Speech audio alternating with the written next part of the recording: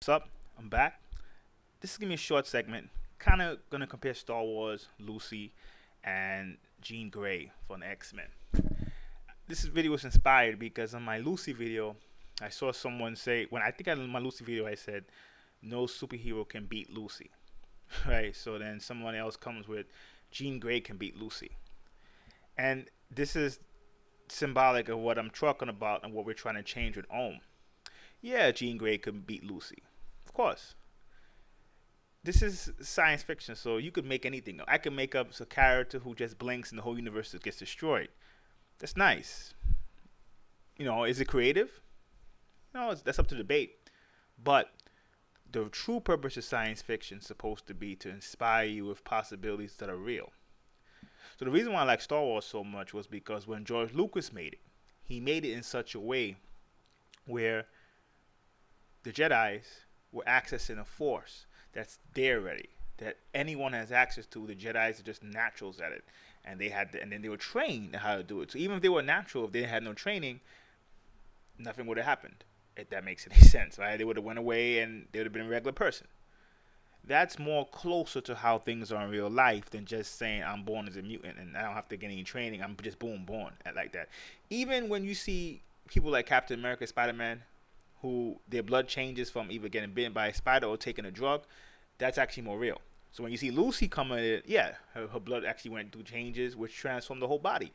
That's more real. But when you say, well, you're just born like it and all of a sudden you exist, that's totally different. And I know what the Dark Phoenix we're going to get into, or the Phoenix we're going to get into, well, the Phoenix is not really technically Jean Grey, or, that story has changed so much. Or it could be a cosmic force pretending to be Jean Grey.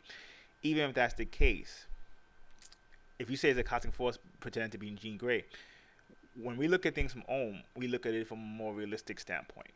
So our science fiction, even if we do something like Jean Grey, right, which we do have characters like that, and we do something like that, which I will probably introduce the next character, like who's kind of like that, it's gonna still be in a paradigm that makes more sense by our reality, because science fiction is supposed to get you to explore possibilities that could happen. So I think what happens a lot of times is people use sci-fi to escape, and which is fine. But when they escape, it has nothing to do with your present reality at this point, which I think is the bigger problem. So I think in some ways, sometimes that's what we're trying to change as Ohm, and that's what we have to look at it. Like that's why I think Star Wars is such a great example, because Lucas really got it how it's supposed to be. To be honest, it's like, hey, there's a force that exists. Straight up. You want to call it what the Indians call it, Kasha. Hermeticists call it Fifth Element. Whatever name you want to call it. I guess the Christians, sometimes I say Holy Spirit. Whatever they want to call it. But it's a force that if you train your body, if you cleanse your body, and your body becomes a good receiver, it can receive more of that force than other people who are not training. Your blood changes, then boom, great things happen. That's creative writing, and that's writing in such a way that mirrors what happens in real spirituality, where I think sometimes the regular sci-fi writer just goes off into space.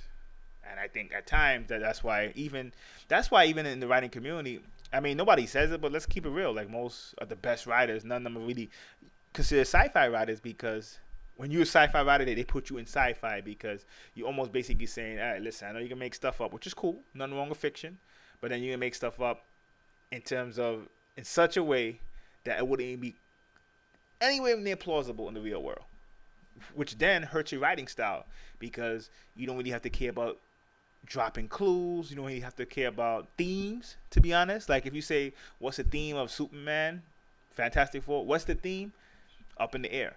But in regular stories, you have to write those things. There has to be a reason why you're writing the story. Then there has to be something that you try and teach.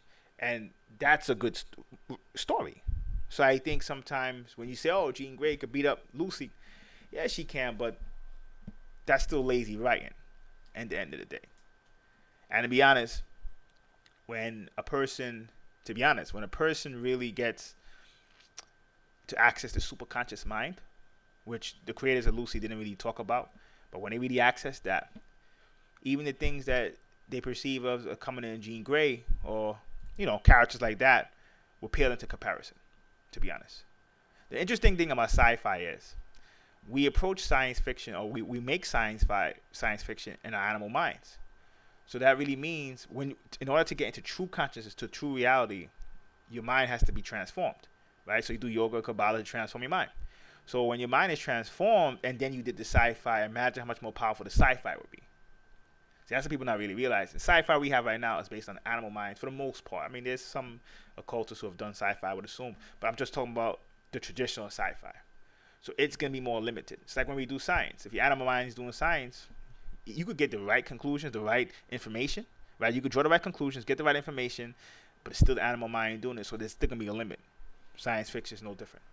So, yeah, of course, she can beat the character of Lucy, but, I mean, what does that really mean? I can make a character that could blink the eye and Phoenix goes away. I mean, we be doing that all day, but we have to do things in such a way that it's possibilities that could happen in the physical.